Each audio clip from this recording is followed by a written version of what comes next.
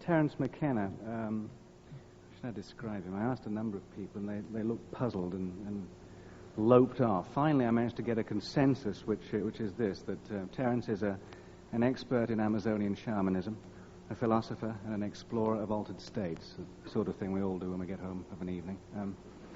But I think he does it rather better than most. Terence McKenna, please welcome Terence.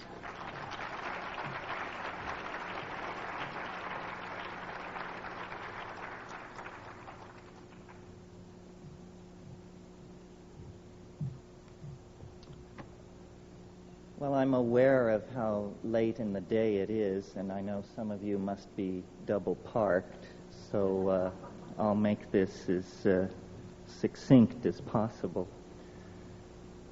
This morning's discussion caused me to wonder how much we would understand about electricity if our method of studying it was to stand on the tops of high hills and wait to be struck by lightning.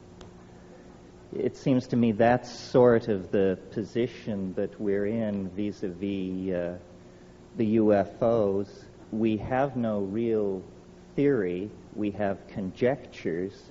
We have fiercely defended hypotheses, but we have very little that is concrete to go on.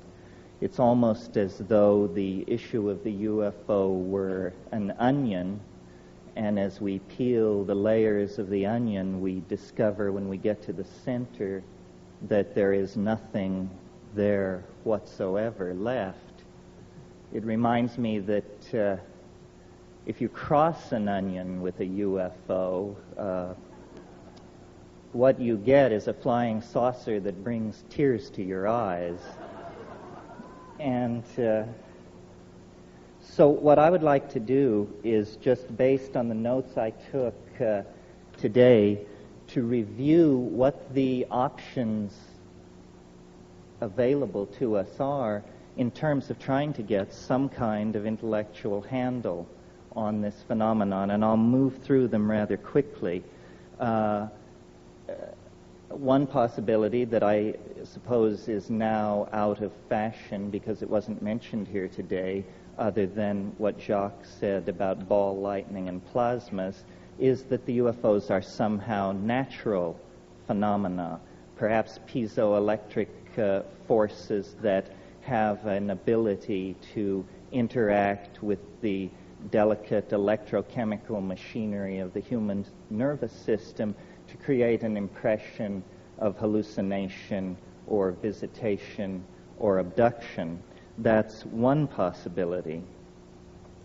The more serious contenders, as explanations, I think, fall into three categories. Is it us? Are we being visited? Or is there another tenant in the building that we are unaware of? And my own feeling about this tends to vacillate. I have had contact experiences. I have seen a UFO very close. I have met with entities from other dimensions, and it has not impelled me to take a strong position. I've paid very close attention when these experiences were happening to me, and there always seem to be loose ends that argue against whatever hypothesis seems currently most attractive. And though Jacques didn't mention it today, I recall in his book, The Invisible College, he stressed the absurdity that seems to attend the contact experience, that if the contactee will truly tell the unvarnished truth, then there will be elements in the story which will make the contactee look like a moron. In other words, the invalidation of the experience is an inimical part of its structure. almost as though the entities were saying, well, you may tell this story if you wish, but if you tell it truthfully, you'll be taken for a fool.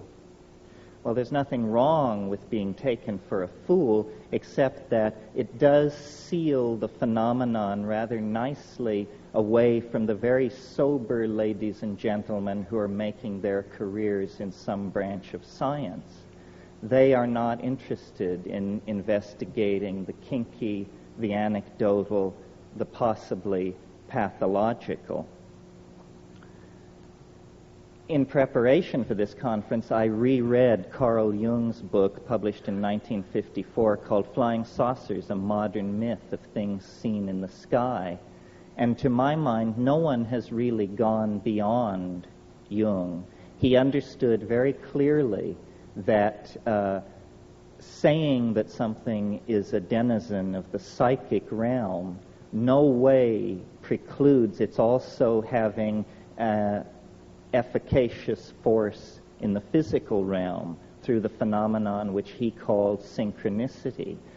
Some of the points which Jacques made today about the nature of the medical examinations that are reported, they are absurd. They are unnecessary to be performed at our level of technology, let alone any future, more advanced level that we might be asked to believe in. So if the UFO phenomenon is something that is coming from us, then what is it, and what is it for? And I've given a good deal of thought to this question over the years because I tend to lean toward the notion that the UFO problem, like many subtle problems, is haunted by our own naivete concerning language. If I were to randomly choose, and don't worry, I shan't, 5 of you to come up here, and each one of you would have 40 seconds to explain to the rest of us what an atom is, it would be preposterous. None of us know. I doubt there's a person in this room who can give an account of the atom that tallies with the quote-unquote orthodox description of the atom.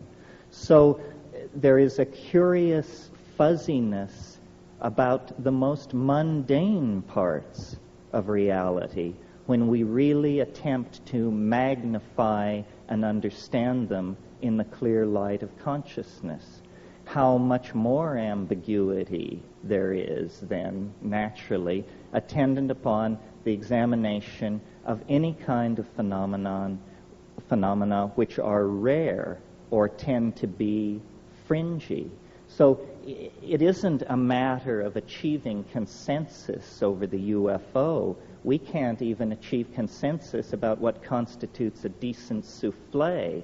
So this passionate desire to drag us all under the umbrella of a single explanation is, I think, missing the point. To my mind, if the UFO phenomena is something arising out of the superego of the human psychic organization, then we should ask why. What is it doing? And I don't want to sound like a public relations agent for Jacques Vallée, but to my mind, with the exception of Jung, Jacques is the only commentator on the phenomenon who has really pushed the frontier back.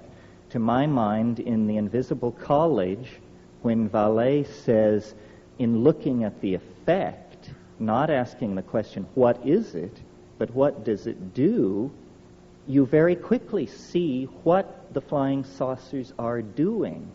What they are doing is eroding faith in science. They are an antidote to the scientific paradigm that has evolved over the past 400 years and which has led us to the brink of global catastrophe.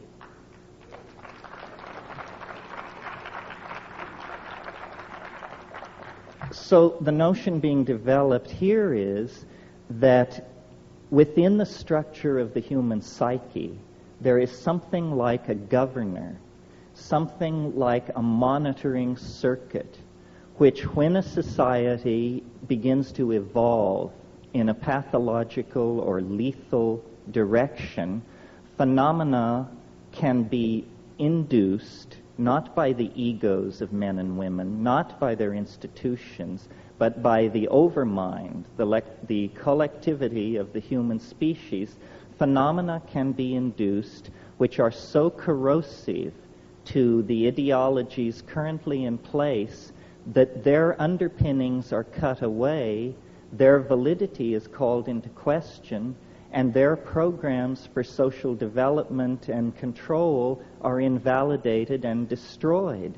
Now, a perfect example of this is the rise of infant Christianity. If you'll cast your mind back to the situation in the early years of the Christian era, and imagine the mentality of a Roman aristocrat, a person of power in Roman society. Their physics is drawn from Democritean and atomism. In other words, they are thoroughgoing materialists.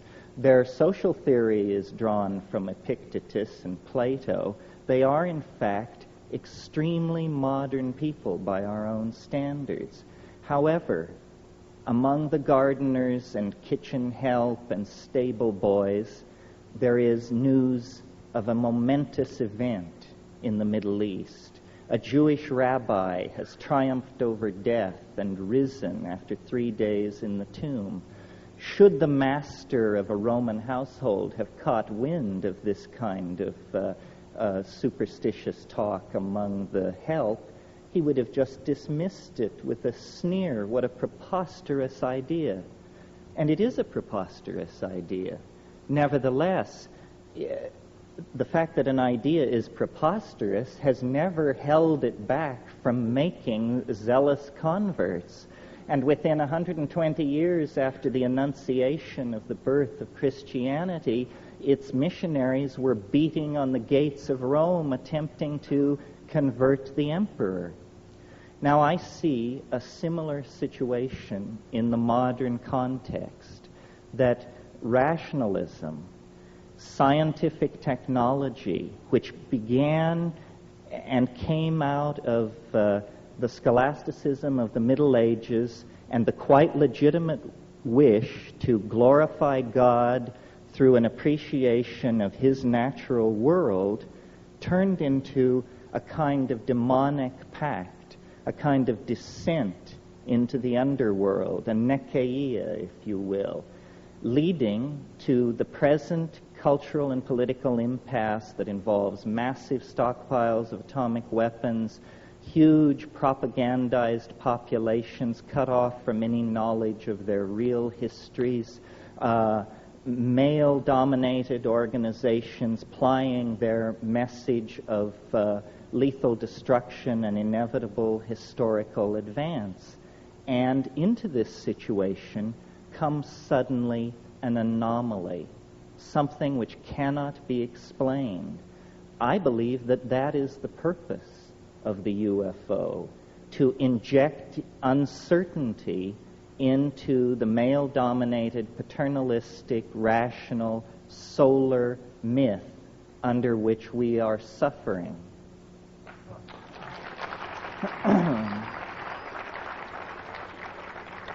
So, I suppose if you had to categorize this point of view, you would say I'm taking a depth psychological, psychoanalytic point of view. What I'm saying is that the UFO is nothing more than an assertion of herself by the goddess into history, saying to science and paternalistically governed and driven organizations, you have gone far enough. We are going to turn the world upside down.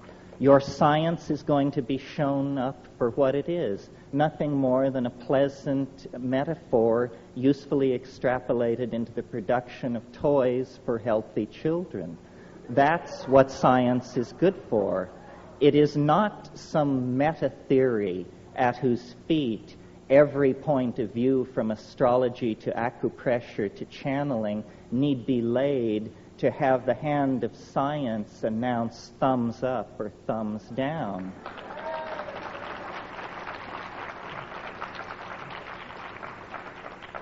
Now, there is another possibility which can be dovetailed into the first.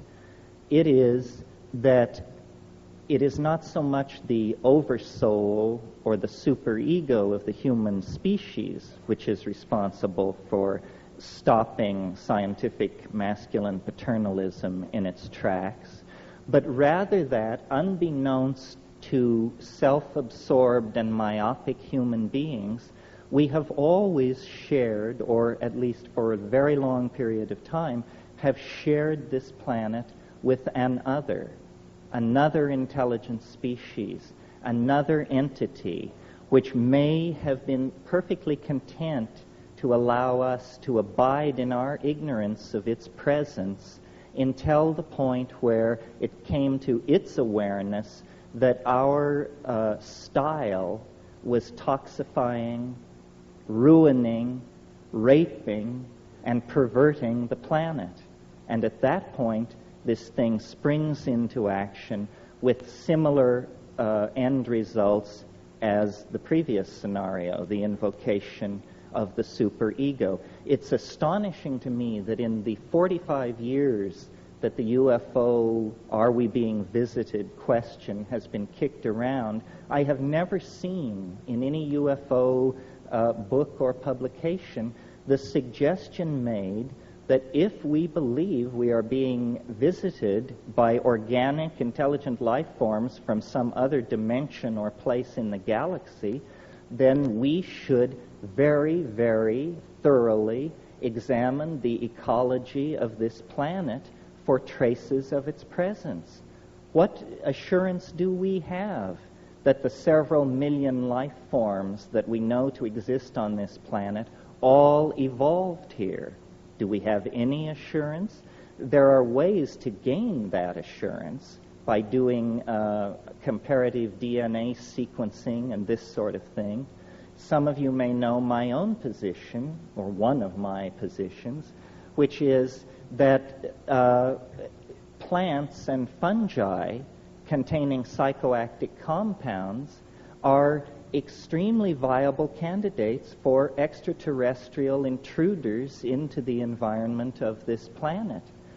And this is not to put down Whitley's story, which is a very interesting story, but had he prefaced his story with the comment that before it all happened he took 5 grams of mushrooms, I doubt he could have sold it to his mother. Because in the world where mushrooms and other psychedelic plants are imbibed, such stories are commonplace. It's no big deal. So I'm always amused by UFO investigators and compilers of data who will tell you, well, the first thing we did is we got rid of all the stories told by anybody who was intoxicated on anything. It seems to me that move has probably absolutely precluded any possibility of understanding what is going on.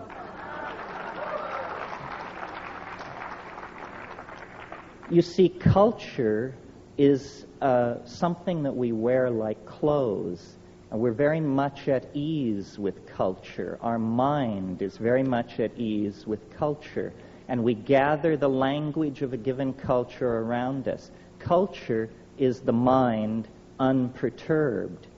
When a shaman or an ecstatic visionary goes into the wilderness and through ordeal or yogic practice or breath control or the taking of a psychoactive substance perturbs the mind, then we see what the mind is out naked, undressed from the clothing of language and convention.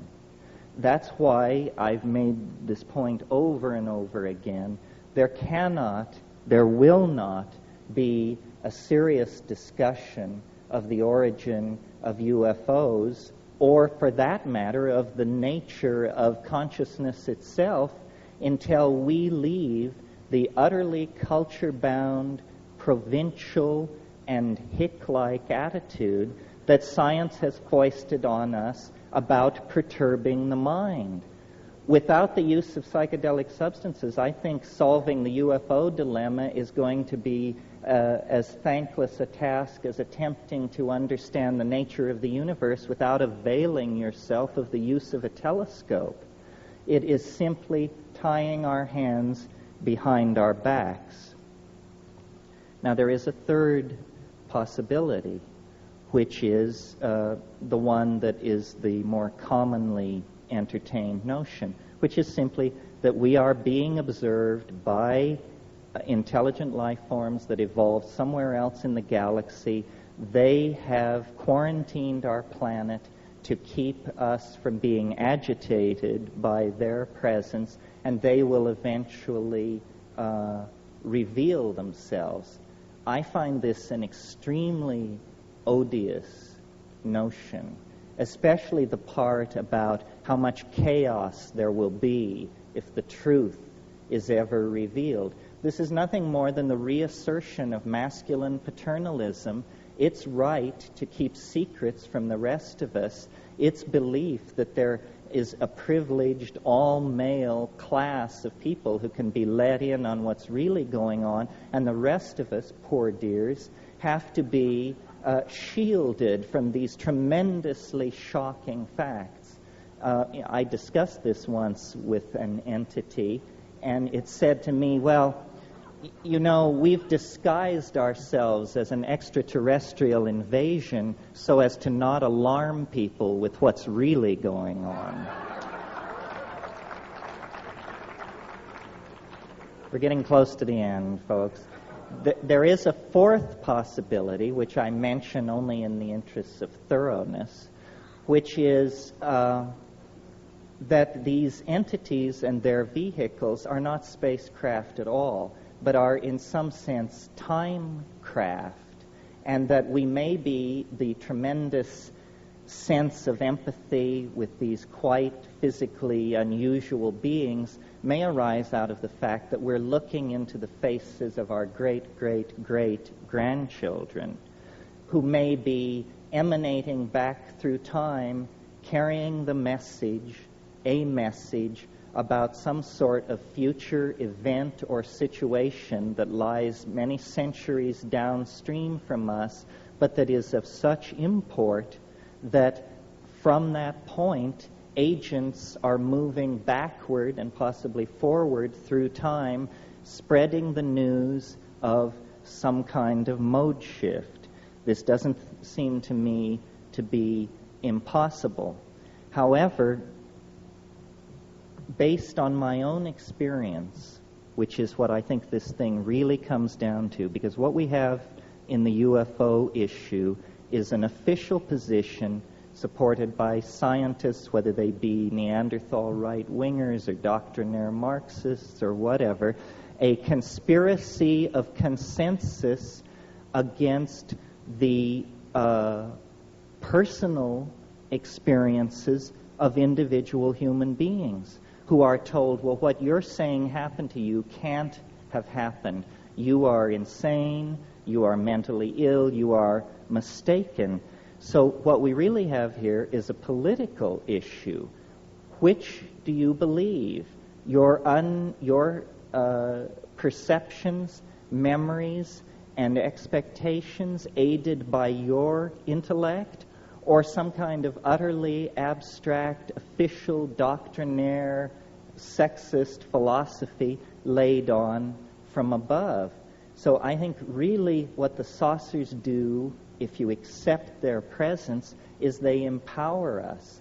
They empower us to see science for the shell game that it is, to see the past 400 years of Western culture for the pathetic narrowing of the spectrum of allowable phenomena that it is, to the point where people think that if you can't bang on something with a hammer, it isn't real, which to me is just wild talk. I can't even imagine where that kind of thing is coming from.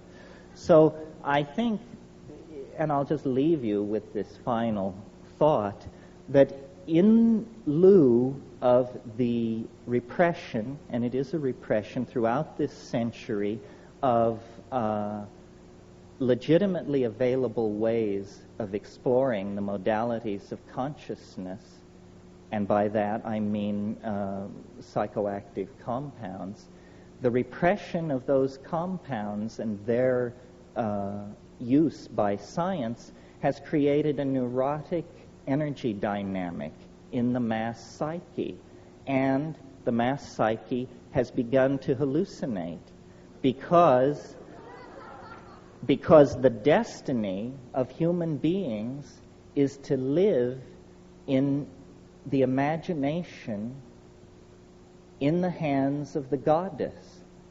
And wherever that thrust is impeded, psychopathy will result. There will be neurosis, there will be psychic epidemic, there will be confusion.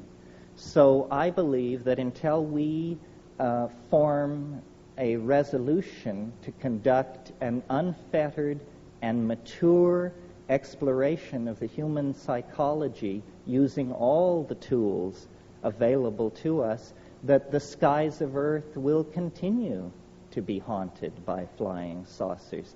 They will continue to be haunted by flying saucers and their denizens because they are symbols of our infantilism, of our sense of loss, of our incompleteness.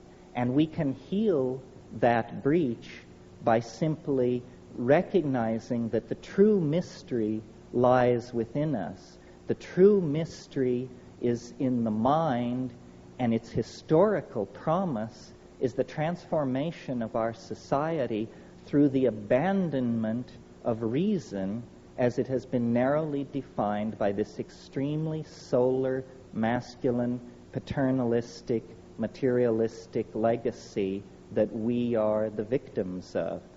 Well, I could talk for a long time, but I think that's it in a nutshell. Thank you. Thank you.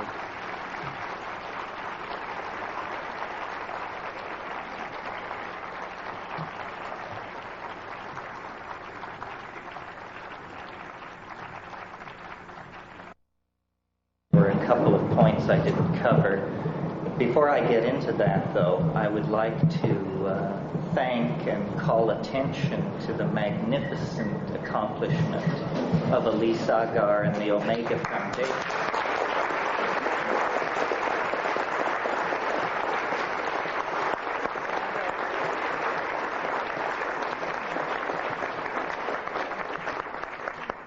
Elise and her people have done a tremendous job, and this is definitely the most glittering New Age event that I have ever had the privilege of attending. I said to someone, does the fact that the backdrops are beginning to look like the Russian Revolution mean we're making progress?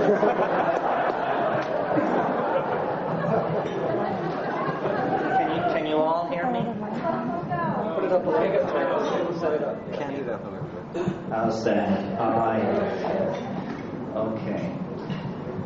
The area that I want to just spend a few minutes on tonight that I didn't touch on this afternoon is what then is to be done? Tolstoy's question. Once we reach this level of admitting the phenomenon, experiencing the phenomenon, trying to talk with each other about it, what is to be done? How are we to translate the message coming from the other side into a concrete reality that works for all of us? Or is that a good thing? And my take on this, which is nothing more than my take on it, is that what we are involved in and with in the UFO phenomenon is an extremely poignant and intense effort to end our alienation from the unconscious. That we can no longer have the luxury of an unconscious portion of the human psyche, that is an artifact of the childhood of our species, and that in fact the ending of childhood, anticipated brilliantly in Arthur C. Clarke's novel Childhood's End, the ending of childhood is what we are experiencing in relationship to the alien archetype. As a species, we are coming into a kind of pubescent awareness of the presence of the other. Our childish historical concerns that were self-directed and self-indulgent no longer satisfy, and a deep kind of yearning has come upon the species, a yearning for the confirmation of the presence of an other. In the same way that an adolescent child becomes aware of and develops an extremely intense, highly charged, and ambivalent attitude toward the opposite sex, I think we are discovering in our own psychic structure the potential, the possibility of a relationship with an intelligent species outside ourselves. And this raises for us all the tensions, all the issues that accompany an adolescent love affair. How are we to eliminate the human unconscious and come into our birthright as fully conscious, enlightened beings? What is to be done? Again, my opinion is that what we need to do is to concentrate on the phenomenon of communication and the evolution of language. We have been far too naive about the role that language has played in the construction of reality at its center, let alone off on the fringes with the elves and the fairies and the UFOs. We need to test the envelope of language. We need to perfect the fine idea of being able to communicate with each other. At the moment, and I think we proved it at this conference, it's nothing more than a fine idea. I felt before I came to this meeting that we would all sit down in a room and make great progress in about an hour toward understanding the phenomenon. And then I discovered that we were all, including myself, heavily freighted with linguistic momentum, the power of our own metaphors to carry us past the opportunity to listen to what other people were saying.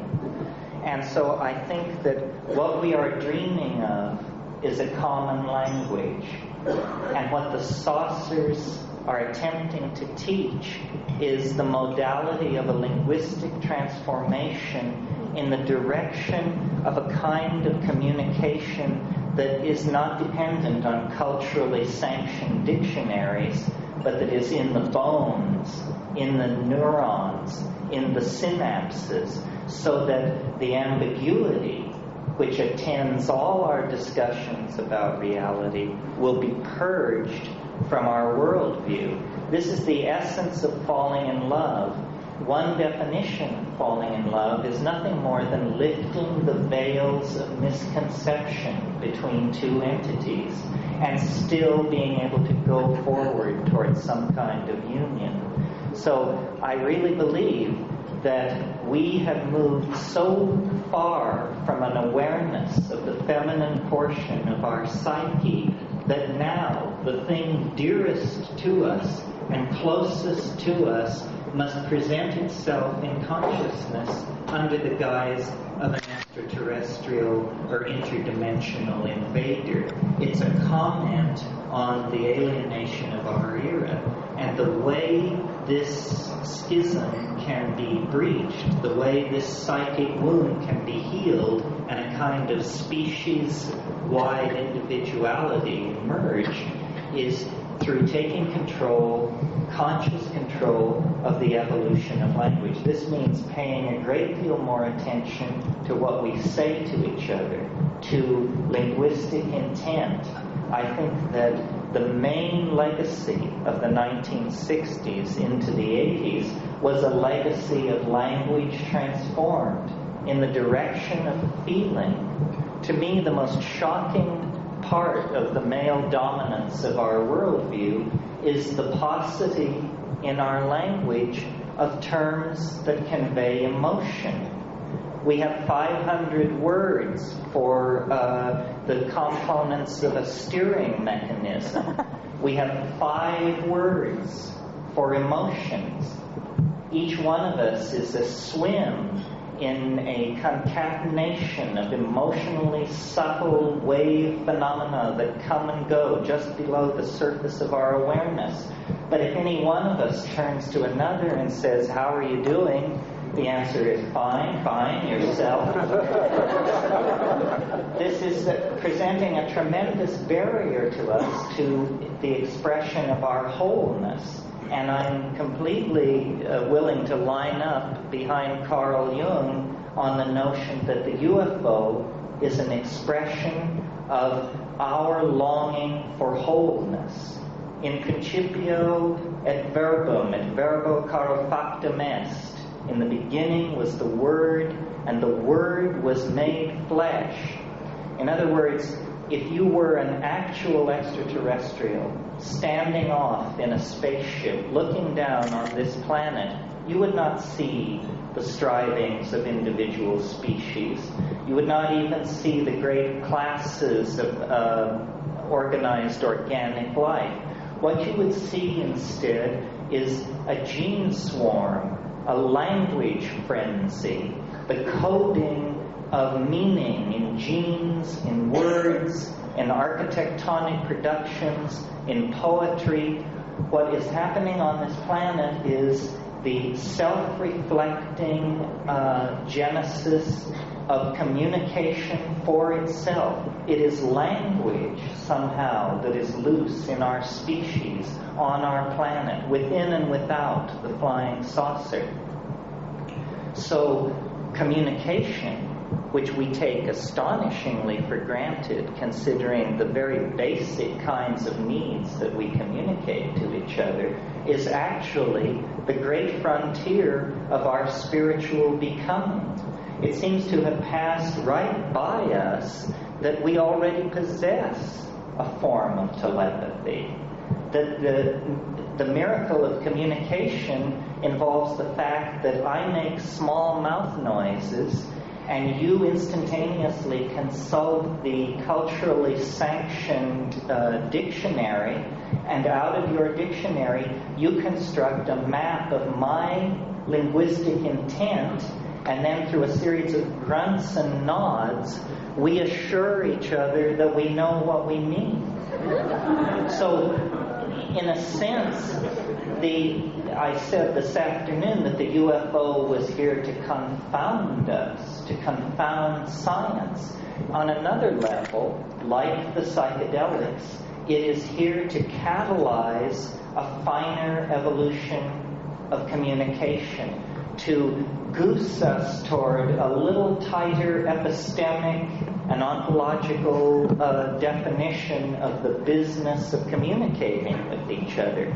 If we could refine our channels of communication, we would coalesce into the kind of omnipotent, extra-worldly organism that we anticipate in our vision of the flying saucer. So I think really the flying saucer has become the guiding image of our own cultural evolution.